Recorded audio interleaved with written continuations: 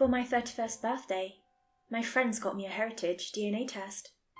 One of those where you send a sample and get an approximate percentage of what makes up your background.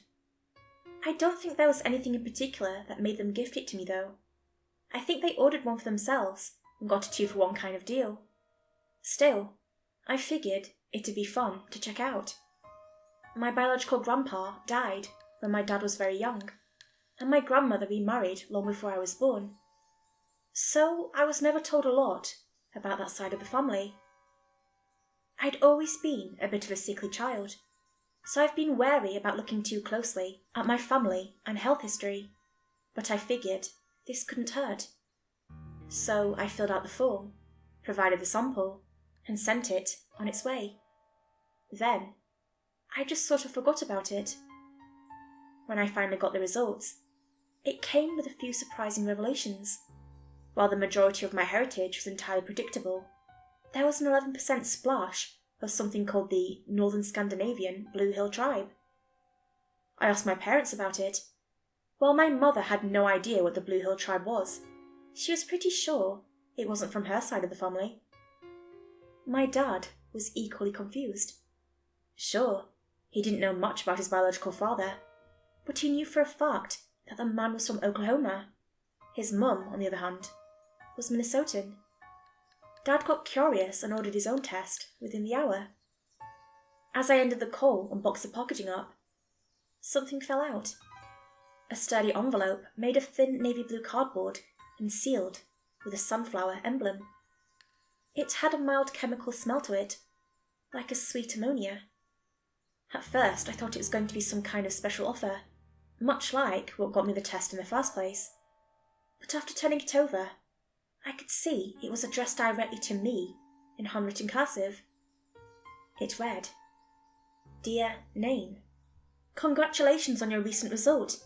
As part of our further effort to explore the diverse world of unified heritage, and in cooperation with our various multinational partners, we would like to extend an invite to descendants of the Northern Scandinavian Blue Hill tribe for an eventful day of education, connectivity, and celebration.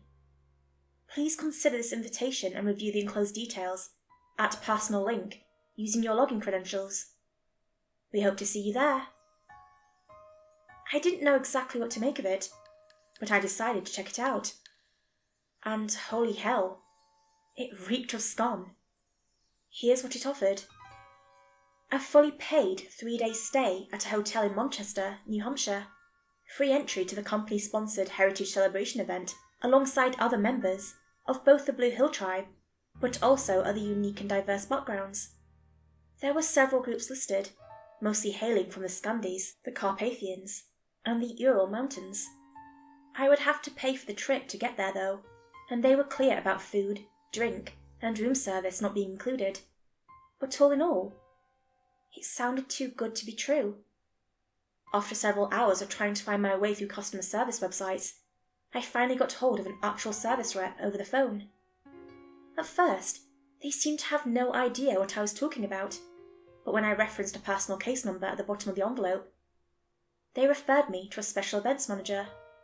This manager, in turn, confirmed everything. I know, they laughed. I know how it sounds, but this is actually a sort of golden ticket thing.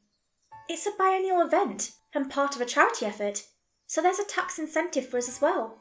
If you can make it, I'd recommend checking it out. We got some event photos on our website for reference. I did as she suggested, but I gotta say, I was convinced. I accepted. My flight arrived on the morning of the first event day, about 3 hours ahead of opening.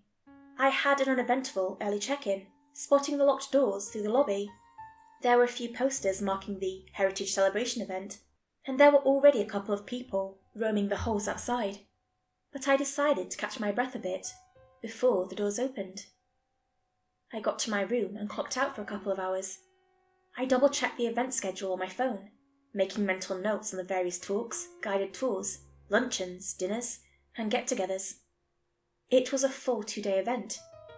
I was surprised at just how much there was to do, considering the event was intended for no more than a couple of 100 people at most.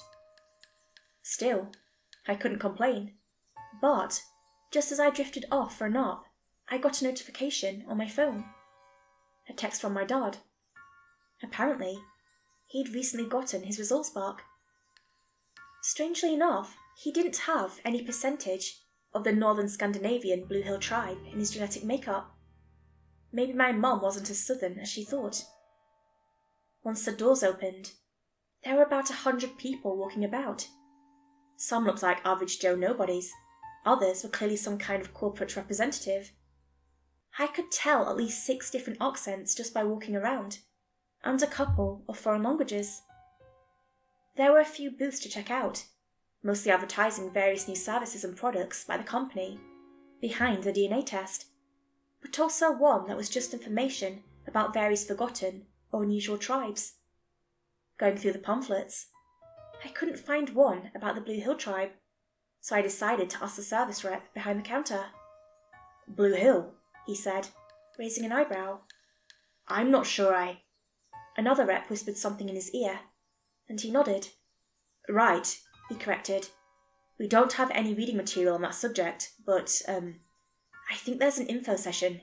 It should be part of the Tribes of the North meetup." I double-checked the schedule again, and made my way to a couple of events. The Tribes of the North meetup was an after-dinner event, part of the late-night off-hours socializing thing they tried to get going. I spent the afternoon listening in on various other topics, trying to pass the time. There was a speaker on the topic nomadic North American tribes, as well as a workshop about forgotten languages. It was all interesting in its own way, but I found myself drifting away just after lunchtime. I had to take a rest around 3 p.m. because of an upset stomach, a relic from my sickly past. Later, I took a walk around town and had a decent meal at a local restaurant before I headed back to the hotel.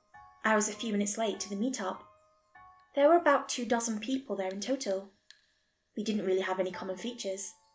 We had different skin, hair, eyes, and we were all from different parts of the US. A couple of them were Canadian, and there was this one guy from the Philippines. It was pretty clear who the event organizer was, though. A chipper young woman in a black pantsuit with a company logo pin and a digital clipboard. She went around the room, confirming that everyone was a member of the Blue Hill. I overheard an older woman mentioning she was categorized as over 30%, while a young man mentioned he only had 5%. The young woman cleared her throat and excused herself, calmly demanding the attention of the room.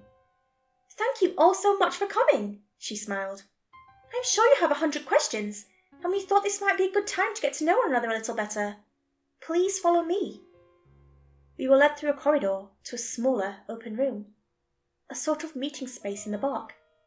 They turned down the lights a bit and set out a couple of platters of cheeses, crackers, and some alcohol-free sparkling wine. There were a couple of people there already. I was about to spark up a conversation with a 50-year-old man who looked as confused as me when the chipper young woman took hold of the room again. She directed our attention to a man that I can't for the life of me remember the name of. Weston or Wesley, I think. He, in turn, welcomed us and encouraged us to indulge in the various snacks scattered throughout the room. Then he introduced us to the topic of the evening, the Blue Hill tribe. "If there is one thing I'm certain of," he started, "it is that every single person in this room has had a serious medical condition at some point of their life. Something unusual. Does anyone mind sharing an example?" I didn't speak up about the severe ulcers I had as a kid and the partial transplant I had to get, but there were others who openly shared various issues. Heart valve issues, cornea transplants, nerve damage. Everyone seemed to have something. The man just nodded, as if expecting this. This is, sadly, a common attribute of people with lineage dating back to the Blue Hill tribes.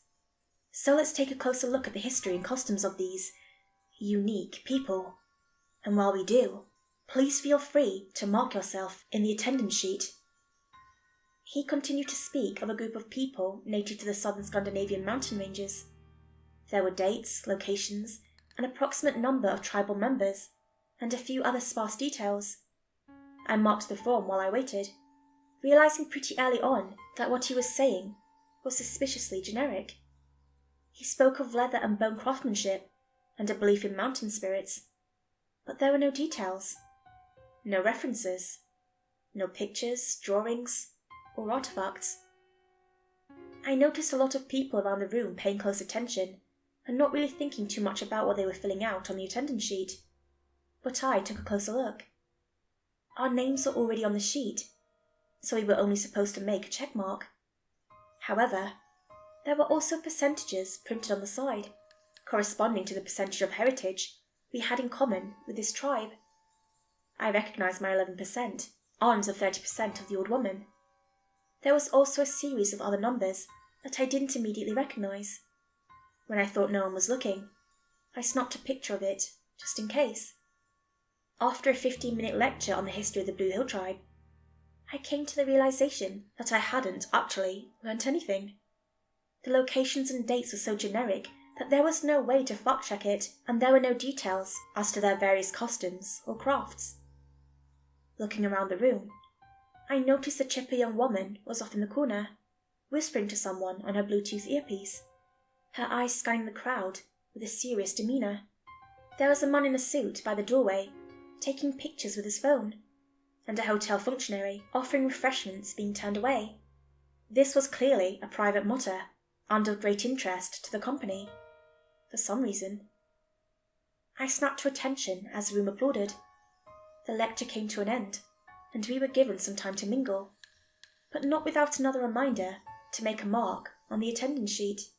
I chatted a bit with a few people, but it all felt a bit forced. Just a few words here and there. I got the impression that none of us had very much in common. No one seemed to have any idea where that part of their heritage actually came from. There was this one guy who had studied his genealogy extensively, who insisted that it was strictly impossible for him to be even partly Scandinavian. "I've mapped out every family member of 6 generations, he scoffed. "There's no way." As more and more people filtered out into the night, I decided to lag a bit, to see what was being said behind closed doors. I wasn't sneaking around on all fours like a spy, just lingering a little too long on the other side of the bathroom door, or stopping to conveniently check my email near a hushed discussion. I picked up a few bits and pieces. Discussions about our percentages, for example. There was also talk about a second event the following night, and how it wasn't officially on the schedule. They referred to it as a sort of closing ceremony. There was also a short talk about inviting a few of us to a private meeting. I heard 2 people squabbling a bit about the details, and I didn't catch much of it, but I clearly heard a sentence as they finished. "Just get the right ones," one of them snarled. "None of that 3% shit." I didn't like that. Not one bit. Returning to my room, I decided to pack up my things. I had a bad feeling about whatever they were up to, and I couldn't help but to imagine that they had something planned. Maybe it was all a scam after all, or something worse. Either way, I wasn't eager to find out. I couldn't find a reasonably priced flight back home until early morning. It was almost 12 hours away, but I figured I could pull an all-nighter and get out as soon as the sun rose. I could wait a few hours at the airport if need be. With my bags packed and ready, I settled in for a long night. It was somewhere around 2 a.m. when I found myself staring at late-night TV and scrolling on my phone. As a salesman prattled on in the background, a stray thought hit me. I decided to take another look at the attendance sheet photo. There was a set of numbers by each person that didn't make immediate sense to me. I brought out a pen and paper and started breaking them down, first in sets of 2, then individually, then sets of 3, trying to find some pattern or idea. It took me a little longer than I care to admit to recognise something. The last 4 numbers correlated to one pattern: floor and room number. That left 4 other numbers, which, when broken down into pairs of 2, correlated to a month and day. The date itself didn't make much sense though. For me, it was a few days after I'd sent in my first sample. Then It hit me. It was probably the day they received the sample. Taking a closer look at the percentages, I could see that everyone with a 9% heritage or lower was situated on lower floors, while those with 10% and higher all seemed to have the higher. Maybe there was a sort of unspoken threshold happening at 10% and up. Could that be what they referred to when they said to get the right ones? As I scrolled through various images from previously hosted charity events, I got a notification. My phone warned me that my camera app had unexpectedly closed. Strange, seeing as how it wasn't open to begin with. A bad feeling settled in my stomach. I was on the hotel Wi-Fi. Could they be monitoring our activities? I considered the option that I was just being tired and paranoid. That might very well be the case. But, on the other hand, I'd heard what I'd heard. It was stressing me out, further upsetting my already sensitive stomach.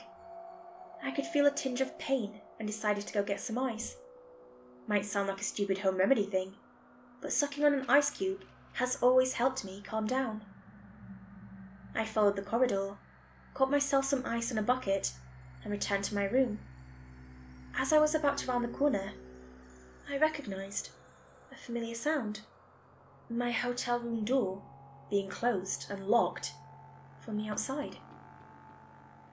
Peeking around the corner, I noticed two people dressed in black disappearing down the hall, mumbling quietly to one another. Returning to my room, I couldn't help but to second-guess myself. Had the bathroom door always been open? Was the same channel on the TV playing? Had someone moved my box? It was hard to tell. That's how I spent the night, wondering. My heart sometimes skipped a beat as I thought I noticed something new, but ultimately, I couldn't find anything immediately threatening. I pulled out my phone battery, just in case, and kept it in my other pocket. No one would be tracking me anytime soon. I messed up my bed to make it look like I'd slept in it, even though I spent most of my time in the bathroom, ready to lock the door and call the police.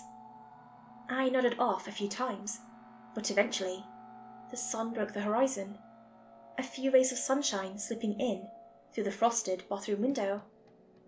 I got my box and left. One nervous elevator ride later, I slapped down the hotel key on the reception and headed for the exit without elaborating. I accidentally made eye contact with the hotel security guard by the exit, who gave me a curious side-eye. "Sir?" he asked. I stopped briefly and excused myself. He held up a hand. "Sir, may I speak with you?" he repeated. "I have an appointment," I smiled. "Sorry."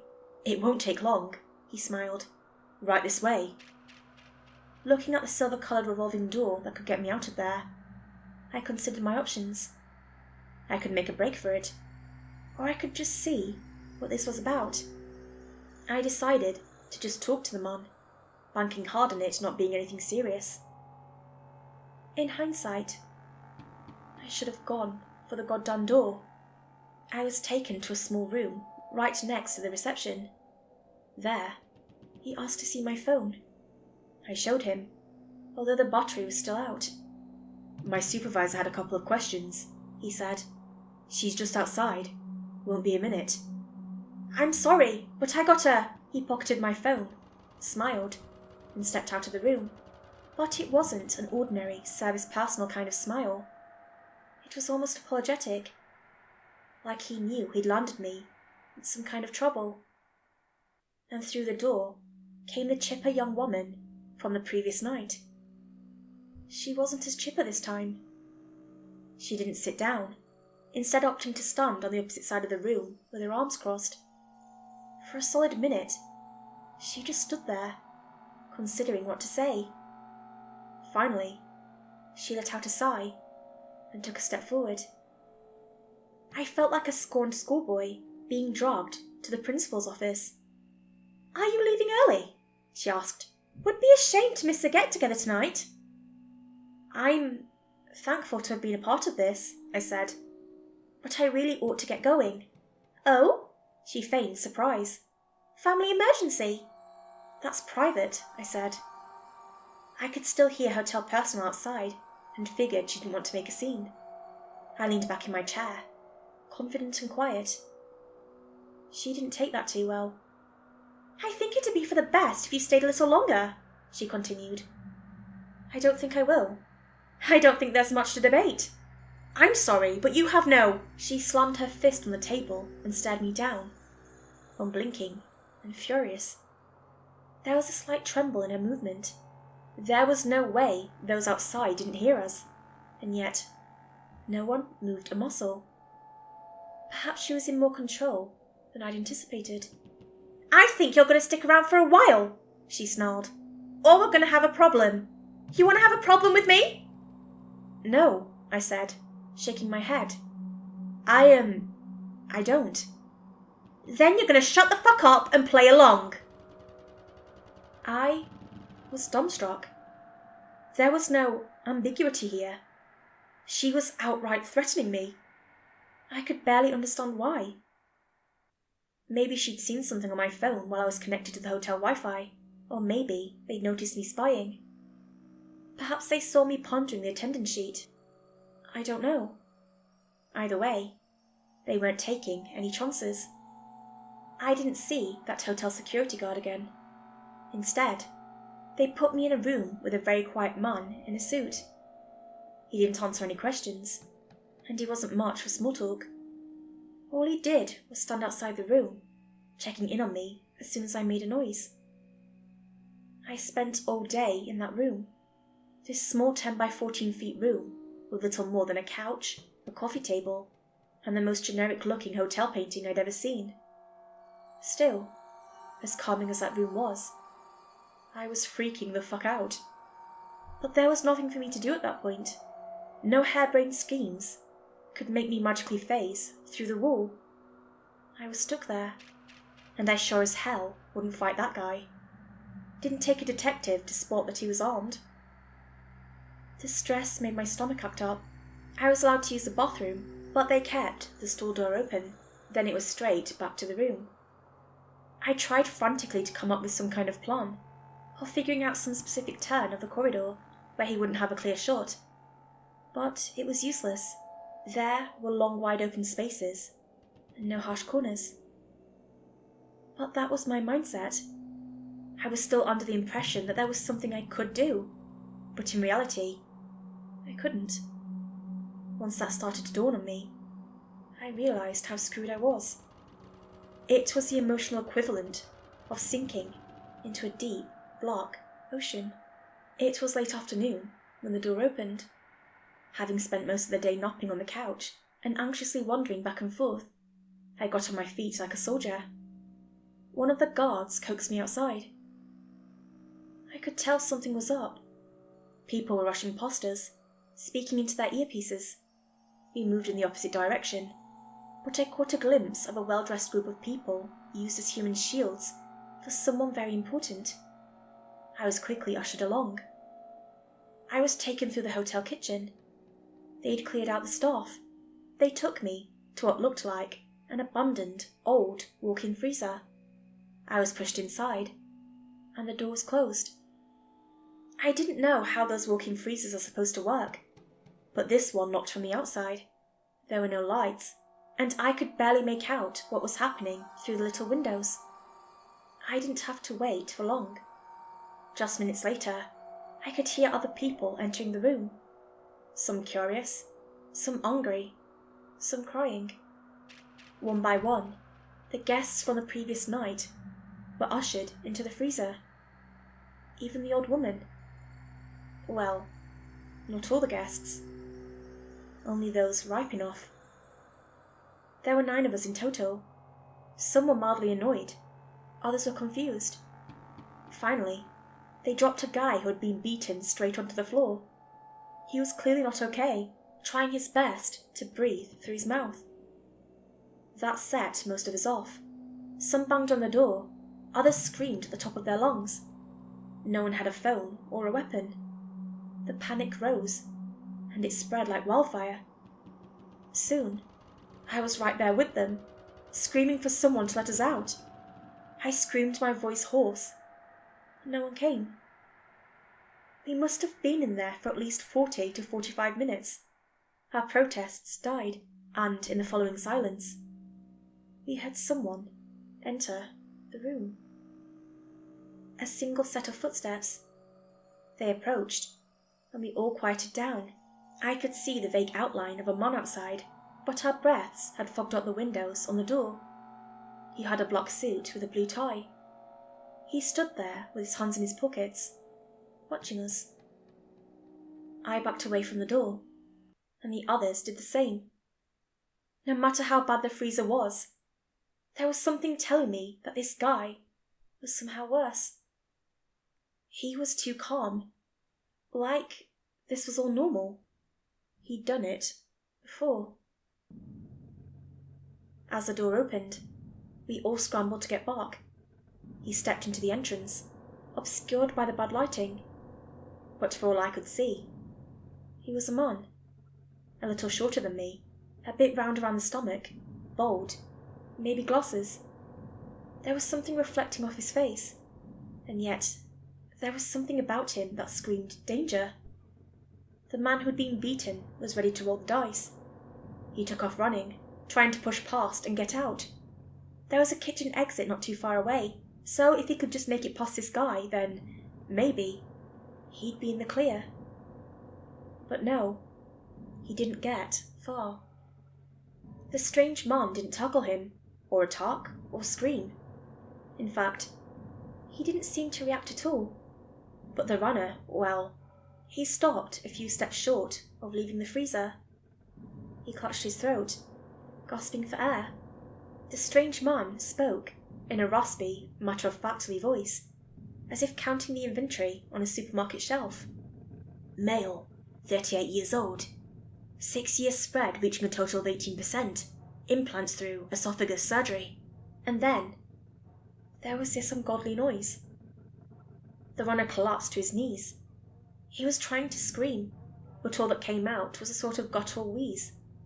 It escaped him in waves, involuntarily, until we could see something poking out of his mouth, like the silhouette of a wet branch being pulled out. Finally, there was a snap as it fully dislodged, and the freezer began to reek of blood. He stopped moving. The panic consumed us. I may read calm here, in the aftermath, but in that moment, I was an animal. I was scratching on the fucking walls, trying to get back. I didn't care if I was pushing people to the floor or stepping on someone's head. I was desperate.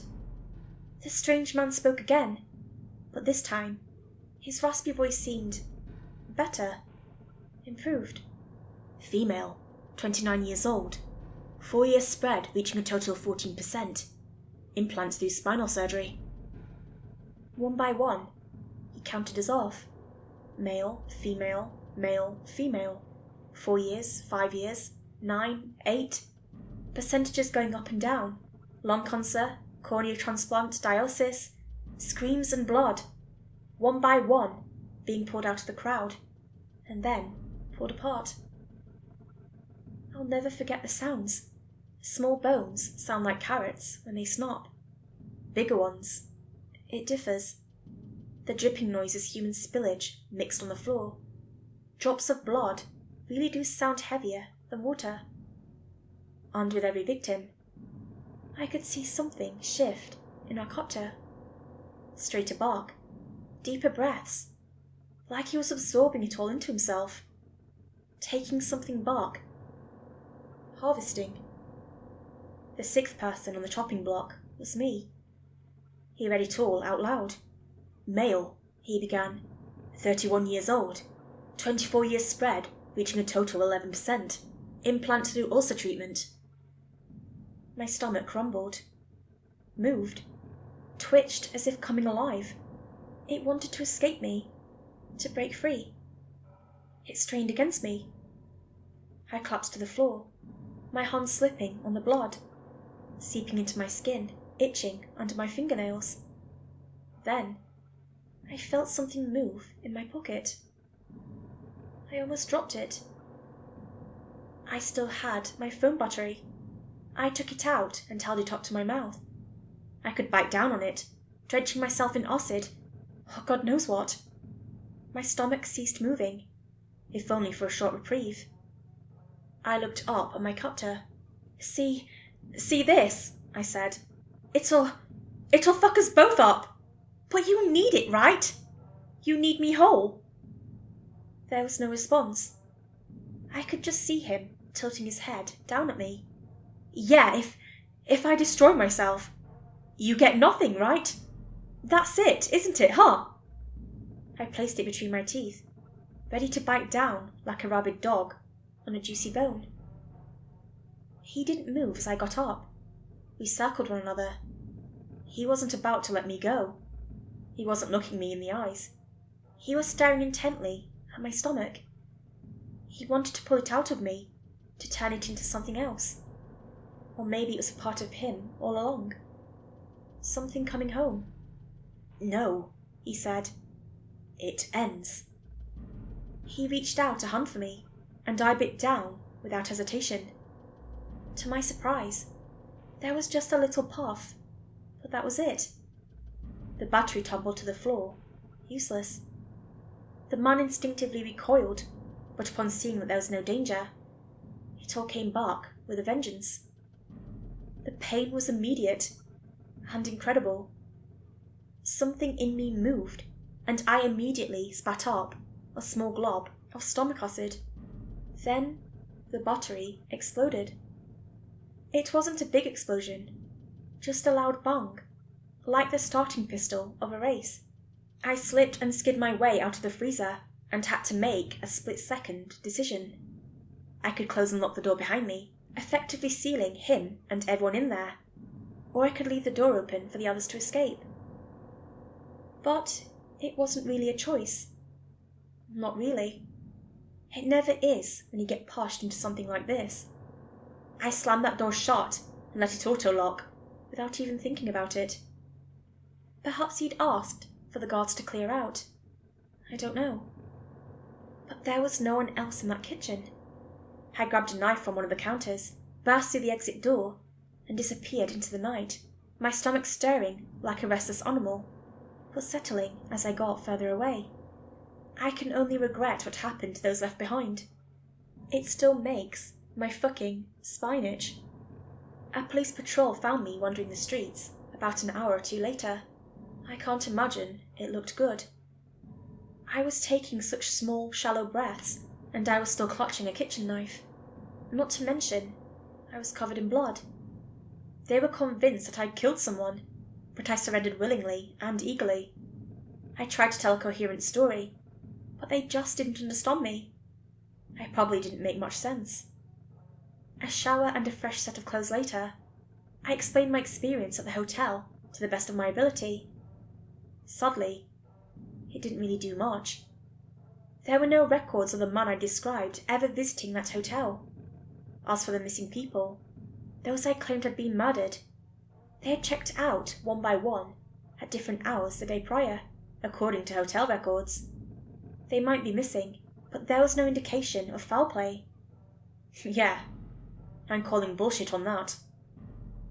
So, yeah, that was by far the worst time of my life. Looking back at it, it feels unreal, like it happened to someone else. But even now, I can still get little flashes of something that reminds me of that night, and it just pulls me right back. It never really leaves. Whoever that man was, he was important enough to get the whole company to cover for him. I'm sure not all of them knew why they were doing it, but they were still complacent. I think we're looking at someone with a lot of resources and a lot of reach. I never got a name, but seeing as how he seemed to change with every victim he consumed, I can't really tell what he looks like anymore. Not even his age or length or weight. There are, surprisingly, some real records about a small tribe of people from the Blue Hill, in the Scandinavian mountain range. There isn't much out there about them, just a mention that they worshipped immortal mountain spirits. Others say they worship devils. It's a mixed bag. I don't know what to believe.